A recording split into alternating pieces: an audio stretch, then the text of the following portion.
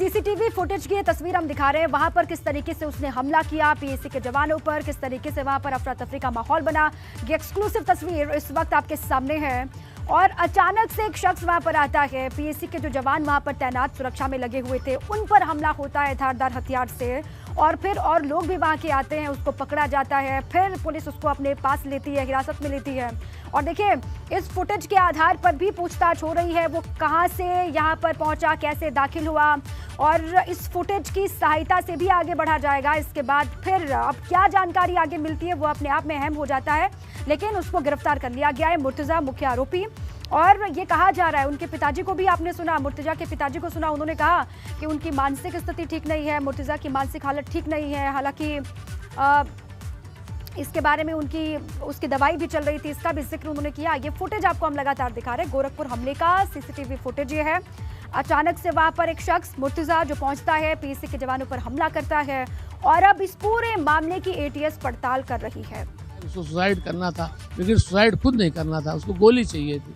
तो ऐसी जगह पे उसने चुना कि जहाँ पे हाई सिक्योरिटी जोन है, गोली फौरन चल जाएगी, तो वो गोली चली नहीं। दूसरी बात, धार्मिक नारा तो आपके बजरंग दल हैं और आरएसएस वाले जो हैं वो नारा क्या देते हैं, वो कोई थोड़े कहते हैं भाई बहुत खुश रहो बढ़िया, वो भी चार्ज करते हैं। तो चार्ज करने के लिए माल ढोने वाला जो पल्लेदार होते वो करके चिल्लाते हैं ना, तो ये एक तरह का आदमी अपने को चार्ज करता है। इसको अलग से कोई ज़्यादा कम्युनलाइज करने की कोई ज़रूरत नहीं है आप लोगों को। मरना क्यों चाहते थे आखिर, क्या वजह? टेंडेंसी बचपन से थी भाई, आपको कितनी बार बताएं।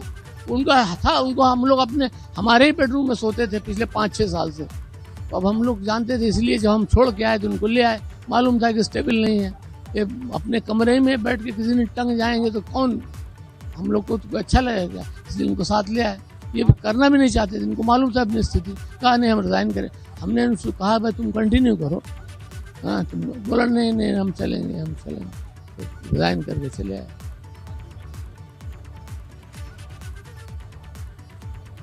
तो हमारे सहयोगी नीरज उनके पिताजी से लगातार बातचीत भी कर रहे हैं, मुर्तजा के पिताजी से बातचीत वो कर रहे थे।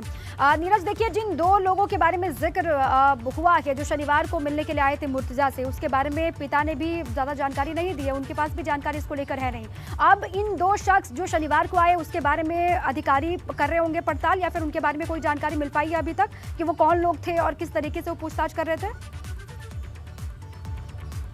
देखिए दीपा, जो बात सामने आ रही है, शनिवार को 2 लोग आए और इनके पिता खुद ही बता रहे हैं कि पुलिस वाले या एटीएस के लोग थे, उनके हाव भाव और पहचान से ऐसा लग रहा था। तो ये लग रहा है कि पुलिस और एटीएस को पहले से ही कुछ शक था, और ये चीज़ ये जब आए और पूछताछ करके और चले गए, और बाद में जब जो उनके बड़े पिता हैं डॉक्टर अब्बासी, जो आरोपी है उसके बड़े पिता वो चिकित्सक हैं, तो उन्होंने जब उससे पूछताछ की कि क्यों पूछ रहे थे क्या है, तो कर्ज की बात बता रहे थे कि जो लोग आए थे कि कोई लोन है इनके ऊपर, लेकिन पूरी तरह से इनको नहीं यकीन है, लेकिन ये कह रहे हैं कि एटीएस के लोग हो सकते हैं।